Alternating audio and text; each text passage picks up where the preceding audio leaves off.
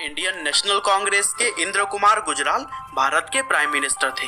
हालांकि उस समय उन्हें एक कमजोर प्रधानमंत्री के तौर पर लोगों के खूब ताने सुनने पड़ते थे और फिर इन्हीं तानों से ही बचने के लिए उन्होंने फैसला किया कि वह पूरी दुनिया को यह दिखाएंगे कि उनकी पार्टी सुरक्षा को कितनी ज्यादा महत्व देती है। और फिर इसीलिए उन्होंने मिसाइल मैन के नाम से मशहूर एपीजे अब्दुल कलाम को भारत रत्न से सम्मानित करने का फैसला लिया। दरअसल 1952 में सीवी रमन को छोड़कर और किसी भी वैज्ञानिक को इस पुरस्कार के लायक नहीं समझा गया था। हालांकि जब इस बात की खबर एपीजे अब्दुल कलाम जी के पास पहुंची तब वह काफी खुश थे, लेकिन काफी नर्वस भी। और नर्वस इसलिए क्योंकि उनके पास समारोह में पहन के जाने के लिए ना तो अच्छे सूट थे और ना ही अच्छे जूते। और फिर यह बात उन्होंने अपने कलीग और महान रॉकेट वैज्ञानिक सतीश धवन से बताया।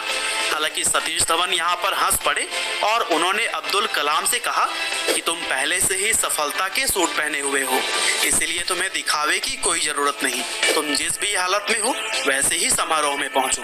हालांकि एपीजे अब्दुल कलाम जी ने जुगाड़ करके अपने लिए सूट तो बनवा ली, लेकिन फिर भी वह उस समारोह में कंफर्टेबल नहीं थे और वह अपनी नीली टाई को बार बार हाथ लगा रहे थे। और दोस्तों, शायद आपको यह बात पता ना हो कि एपीजे अब्दुल कलाम हमेशा ही चमड़ों के जूतों की जगहों पर स्पोर्ट्स शूज पहनना पसंद करते थे।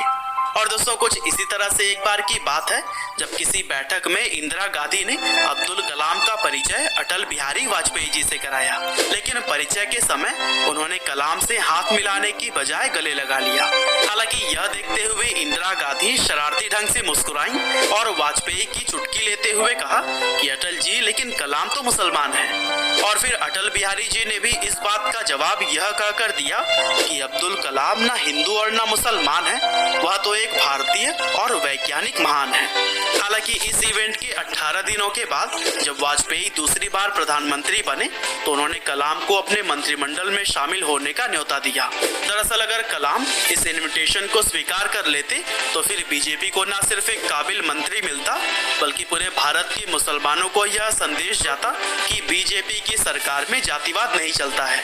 और फिर इस प्रस्ताव पर पूरे एक दिन विचार करने के बाद से अगले दिन कलाम जी ने अटल बिहारी वाजपेयी से मिलकर बहुत ही विनम्रता पूर्वक इस पद को अस्वीकार कर दिया। दरअसल उन्होंने कहा कि न्यूक्लियर टेस्टिंग अपने अंतिम चरण में पहुंच रहा है और वह अपनी वर्तमान जिम्मेदारियों को निभाकर देश की बेहतर सेवा कर सकते हैं। और फिर इसी वाकया के 2 महीने के बाद भारत ने न्यूक्लियर बम टेस्ट किया था और इस उपलब्धि में अब्दुल कलाम जी का बहुत ही बड़ा योगदान रहा। और दोस्तों, फिर इसी तरह से आगे चलकर 2002 में जब एपीजे अब्दुल कलाम भारत के राष्ट्रपति बने तब उनके सामने यह समस्या आई कि बरसों से नीली कमीज और स्पोर्ट्स शूज पहनकर हर जगह जाने वाले कलाम अब क्या पहनेंगे, क्योंकि उन्हें भारत देश को पूरी दुनिया के सामने रिप्रेजेंट करना था।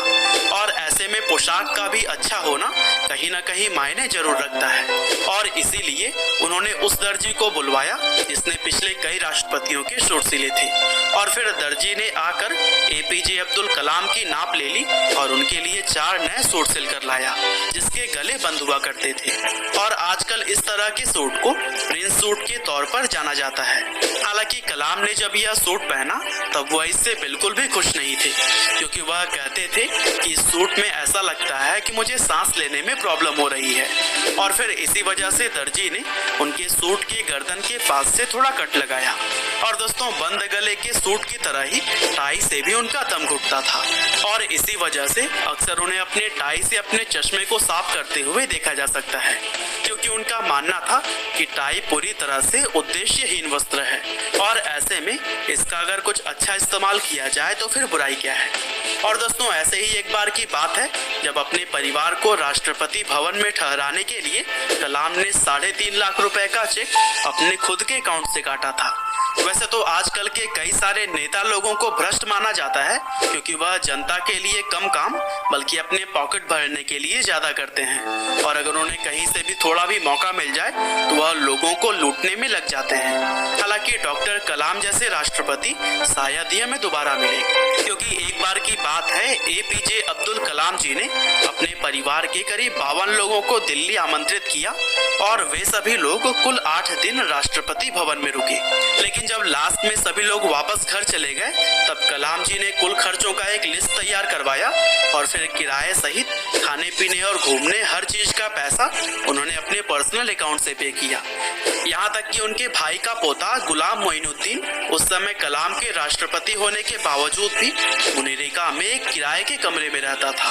और दोस्तों, दिसंबर 2005 में उनके बड़े भाई जब अपनी बेटी नजीमा और पोता गुलाम के साथ हज यात्रा के लिए मक्का गए तब सऊदी अरब में भारत के राजदूत को इसके बारे में पता चल गया और फिर उन्होंने राष्ट्रपति को फोन करके परिवार को हर तरह की मदद देने की पेशकश की। हालांकि कलाम का सिर्फ यही जवाब था कि मेरा आपसे अनुरोध है कि मेरे 90 साल के भाई को बिना किसी सरकारी व्यवस्था के एक आम तीर्थयात्री की तरह हज करने दें। और दोस्तों, सिंप्लिसिटी का इससे बड़ा उदाहरण क्या हो सकता है।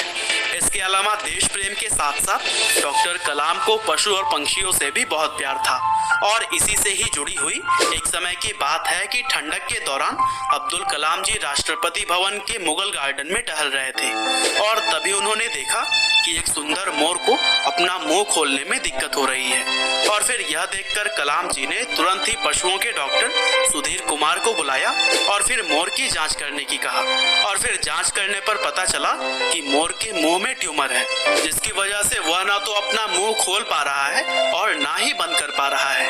हालांकि तुरंत ही आदेश के बाद से उस मोर की सर्जरी की गई और फिर उसका ट्यूमर निकालने के बाद जब वह पूरी तरह से ठीक हो गया तब दोबारा उसे मुगल गार्डन में ही लाकर छोड़ दिया गया। इसके अलावा टहलते समय ही कलाम जी ने यह देखा कि सुरक्षा गार्ड के कैबिन में हीटिंग की कोई भी व्यवस्था नहीं थी और कड़ाके की ठंड में वहां पर मौजूद गार्ड्स कांप रहे थे और फिर उन्होंने तुरंत ही संबंधित अधिकारियों को बुलाया